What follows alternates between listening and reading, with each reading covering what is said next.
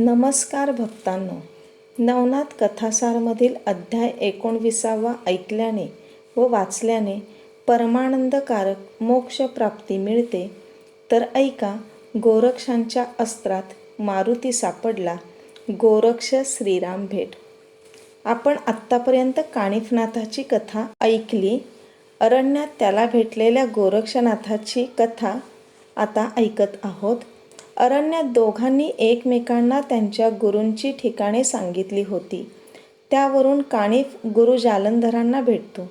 तर गोरक्षनाथ कानिफनाथाने सांगितल्याप्रमाणे मच्छिंद्रनाथांना शोधण्यासाठी अनेक प्रदेश ओलांडत स्त्रीराज्याच्या दिशेने जातो.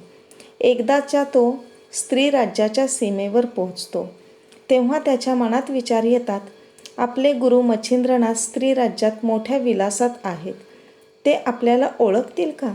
मी आल्याचे कळताच स्त्रीभोग घेण्याची त्यांना लाज वाटेल. त्यासाठी ते माझा घात करायला सुद्धा कदाचित तयार होतील. आसक्तीच्या लोभापायी माणूस कुठल्याही थराला जाऊ शकतो. ते गुरु असल्यामुळे योगविद्येचे कौशल्य दाखवून त्यांच्याशी लढणेही योग्य नाही. या विचारात तो गुंग असताना त्याला काही नर्तिकेंचा ताफा स्त्रीराज्यात जाताना दिसला. त्यांची प्रमुख अत्यंत रूपवान होती. गोरक्षाने तिला थांबवून, कोठे जात आहेस असे विचारले. तेव्हा ती मुख्य नर्तिका त्याला म्हणाली, आम्ही स्त्रीराज्यात राणी मैनाकिनीसमोर नृत्य करायला चाललो आहोत. राणीला नृत्य दाखवून त्याद्वारे पुष्कळ संपत्ती मिळविण्याची आमची इच्छा आहे. तेव्हा गोरक्षाने, मी तुमच्याबरोबर तुमचा साथीदार म्हणून येऊ का असे विचारले. तेव्हा त्या मुख्य नर्तिकेला खूप आश्चर्य वाटले. तिचे नाव कलिंगा होते. कलिंगाने त्याला विचारले, तुला एखादी कला येते का? तेव्हा गोरक्षाने ताबडतोब उत्तर दिले, मी गायन करू शकतो, मृदुंग वाजवू शकतो, काहीही करू शकतो. गोरक्षाचे उत्तर तिच्या मनाला पटेना. तेव्हा ती म्हणाली, तुला गाता येते, वाजवता येते असं म्हणतोस, तर येथे प्रथम तुझी कला दाखव पाहू. गोरक्षही त्या गोष्टीला तात्काळ तयार झाला. तो म्हणाला, तुम्हाला चमत्कारच दाखवतो, बसा तुम्ही. त्या नर्तिका गोरक्ष कोणता चमत्कार करतो हे बसून पाहू लागल्या. गोरक्षाने भस्म मंतरले आणि आपल्या कपाळाला, ओठाला आणि वाद्यांना लावले. तसेच ते 10 दिशांनाही फेकले. त्याने गंधर्व प्रयोग केला.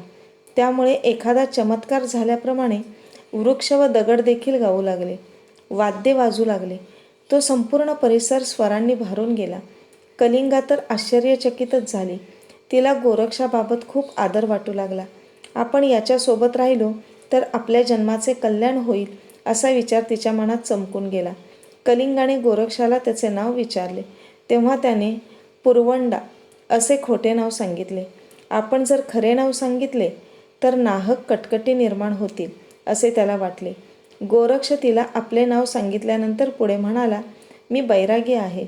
संपत्ती त्याचप्रमाणे विषय सुख देखील मला नको. एक वेळ जेवायला मला मिळाले की पुरे आहे. तेव्हा कलिंगा त्याला म्हणाली, तुझी तेवढीच गरज असेल तर ती निश्चित भागेल. कलिंगाने त्याला आपल्याबरोबर येण्याची संमती दिली. मात्र तिने त्याला स्पष्टपणे सांगितले, हे स्त्रीराज्य आहे. येथे तुला या पुरुष वेशात येता येणार नाही. मारुतीच्या प्रभावी भुभुकारामुळे येथे पुरुष लगेच मरतात. त्याच्या भुभुकाराने स्त्रियांना गर्भ राहतो. त्यांना देखील फक्त मुलगी झाली तर ती जिवंत राहते. मुलगा झाला असेल तर तो जगत नाही. ते ऐकून गोरक्ष तिला म्हणाला, मारुतीचे मला अजिबात भय वाटत नाही. तुम्ही अजिबात काळजी करू नका. माझे योगबळ त्याच्यापेक्षा अधिक आहे. त्याने स्त्री राज्यात प्रवेश करण्यापूर्वी वज्रास्त्र, स्पर्शास्त्र, मोहनास्त्र व नागास्त्र या 4 अस्त्रांचा आपल्या संरक्षणासाठी सीमेवरच प्रयोग करून ठेवला. चीनापट्टण या स्त्री राज्याची सीमा ओलांडल्यानंतर लागणाऱ्या पहिल्या गावात त्यांनी मुक्काम केला. रात्र झाली. सर्वजण झोपलेले होते. चंद्र उगवला होता. अशा चांदण्या रात्री मारुती स्त्री राज्यात भुभुकारासाठी येत होता. मारुती सीमेवर येताच गोरक्षनाथाने योजलेल्या 4ही अस्त्रांचा तो शिकार झाला. वज्रास्त्र छातीवर आदळल्यामुळे तो खाली पडला. स्पर्शास्त्रामुळे तो त्याच अवस्थेत जमिनीला चिकटून राहिला. त्याला कोणतीही हालचाल करता येईना.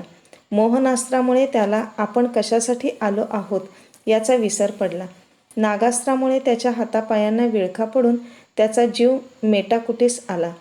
आपली ही अवस्था कोणीतरी महापराक्रमी योग्यानेच केली असावी. आपली सुटका यातून होणे अवघड आहे. प्रभू रामचंद्रच यातून काहीतरी मार्ग काढतील, असा विचार मारुतीच्या मनात आला. मारुतीने लगेच श्रीरामाचा धावा सुरू केला. मारुती संकटात सापडल्याचे रामाच्या लगेच लक्षात आले. तात्काळ ते तेथे प्रकट झाले. त्यांनी इंद्रास्त्राने वज्रास्त्र, विभक्ताने स्पर्शास्त्र, विष्णूच्या रूपाने मोहनास्त्र आणि गरुडास्त्राने नागास्त्र दूर केले. त्यामुळे शुद्ध हरपलेला मारुती सावध झाला. मारुतीने समोर प्रभू रामचंद्रांना पाहिले. आपल्याला त्यांनी संकटातून वाचविल्याचे लक्षात येताच त्याने त्यांना साष्टांग दंडवत घातला. मारुतीने रामाला विचारले, हे इतके प्रभावी अस्त्रबळ कोणत्या योग्याचे असावे? श्रीरामाने अंतर्ज्ञानाने जाणून घेतले आणि मारुतीला नवनाथांपैकी हरी अवतार असणाऱ्या गोरक्षनाथाचे हे योग सामर्थ्य असल्याचे सांगितले. शिवाय तो स्त्री राज्यातील सीमेवरच्या चीनापट्टण गावात मुक्कामी असल्याचेही सांगितले. तेव्हा मारुतीने प्रभू रामचंद्रांना विनंती केली की मच्छिंद्रनाथाला तो घेऊन जाण्यासाठी आला असेल. तसे न करण्याचे त्याच्याकडून गोड बोलून तुम्ही आश्वासन घ्यावे. श्रीरामाने तसे करण्यासाठी मारुतीला होकार दिला. लगेच राम मारुती या द्वयीने शास्त्रे जाणणाऱ्या ब्राह्मणांची रूपे घेतली आणि चीनापट्टण गावात ते आले. सर्व झोपले होते, मात्र गोरक्ष एकटाच गुरुस्मरण करीत जागा होता. तो मच्छिंद्रनाथ नावाचा जप करीत आनंदाने बसून डोलत होता. श्रीराम मारुती हे दोघे ब्राह्मण वेशात तेथे गेले. त्याला नमस्कार घालून दोघेही जण बसले. श्रीरामाने गोरक्षाच्या अंगी असणाऱ्या दया, क्षमा, शांती, विरक्ती, विनय, ब्रह्मस्थिती, निर्वेरीपणा इत्यादी गुणांची खूप स्तुती केली. तेव्हा गोरक्षाला आनंद वाटला. तो म्हणाला, अहो सज्जन ब्राह्मण हो, मी स्वतः एक बैरागी आहे. मी आपल्यासाठी काय करू शकतो ते निस्संकोचपणे सांगा. तेव्हा प्रभू रामचंद्र म्हणाले, आम्ही याचक आहोत. तू न नाकारता आम्ही मागू ते देणार का?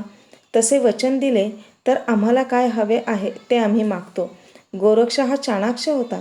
त्याने वचन देण्याऐवजी प्रथम विचार केला. त्याच्या लक्षात आले की स्त्री राज्यात पुरुष येऊ शकत नाही. आलेला पुरुष जिवंत राहू शकत नाही. त्यातूनही आपण सीमेवर पेरलेल्या 4 अस्त्रांमधून कोणीही सुटू शकणार नाही. देवतासुद्धा त्यात अडकतील. तर मग हे दोघे ब्राह्मण इतक्या रात्री येथे येऊन माझी स्तुती कशी काय करू शकतील? यांना माझ्याकडून वचन कोणत्या आणि कशासाठी हवे आहे? हे नक्की कोणीतरी महान देव असतील. मी मच्छिंद्राला घेऊन जाणार आहे. ते सोडून यांनी अन्य काही मागितले तर चालेल. त्याच्या हे लक्षात येताच नम्रपणे तो त्या दोघा ब्राह्मणांच्या पाया पडला आणि त्यांना म्हणाला, स्त्री राज्यात कोणीही पुरुष येणार नाही. मी योजलेली 4ही अस्त्रे पार करून तुम्ही येथपर्यंत आलात, या अर्थी खासच तुम्ही ब्राह्मण नव्हेत. तुम्ही साक्षात ब्रह्मा, विष्णू किंवा महेश असाल. माझ्याजवळ आमच्या नाथपंथाच्या सामग्री व्यतिरिक्त दुसरे काही नाही. मी तुम्हाला काय वचन देणार? श्रीरामाने गोरक्षाचे हे बोलणे ऐकून मारुतीला इशारा केला. त्याबरोबर त्या दोघांनी आपले खरे रूप प्रकट केले. श्रीरामाने गोरक्षाला अतिशय प्रेमाने आलिंगन दिले. श्रीराम त्याला म्हणाले, गोरक्षनाथ, स्त्री राज्याची राणी मैनावतीने या मारुतीकडून वरदान मिळविले. मच्छिंद्रनाथांना स्त्री राज्यात पाठवण्याचे, मैनावतीशी संसार करण्याचे वचन घेतले आहे. त्यामुळे तू येथून त्यांना परत नेऊ नये अशी मारुतीची इच्छा व विनंती आहे. ते ऐकून गोरक्ष त्या दोघांना म्हणाला, तुमच्या दृष्टीने हे म्हणणे कदाचित योग्य आहे, पण आम्ही नाथपंथी असताना माझ्या गुरूंनी स्त्री मोहात गुंतून राहणे पंथाला काळे फासणारे आहे. ते मी कसे सहन करू? तुम्ही काहीही म्हटले तरी मी त्यांना घेऊन जाणारच. त्यासाठीच मी येथे आलो आहे. आकाश कोसळले, मेरू मंदाराचे फुटून तुकडे झाले, पृथ्वीचा प्रलय झाला, तरी यात काहीही बदल होणार नाही, हे त्रिवार सत्य आहे. गोरक्षाचे हे निर्वाणीचे बोलणे दोघांनीही ऐकले. त्यामुळे मारुती खूपच संतापला.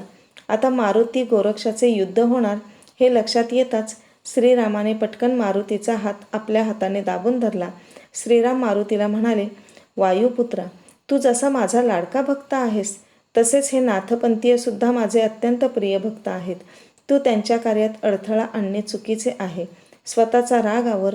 एवढे चिडून उपयोग नाही. पुढे काय काय होते ते फक्त शांत राहून पहा. मारुतीला एवढे सांगून श्रीराम गोरक्षाकडे वळले. ते गोरक्षाला म्हणाले, तुम्ही अजिबात परस्परांमध्ये भांडण करू नका. मी आता परत जातो. ते ऐकून गोरक्ष भारावून गेला.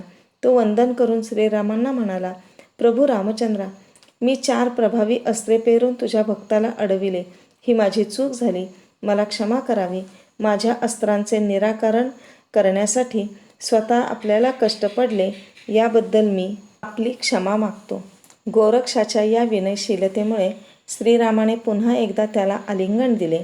गोरक्ष व मारुती या दोघांचाही निरोप घेऊन ते आपल्या स्वस्थानी परत गेले. जय अलख निरंजन.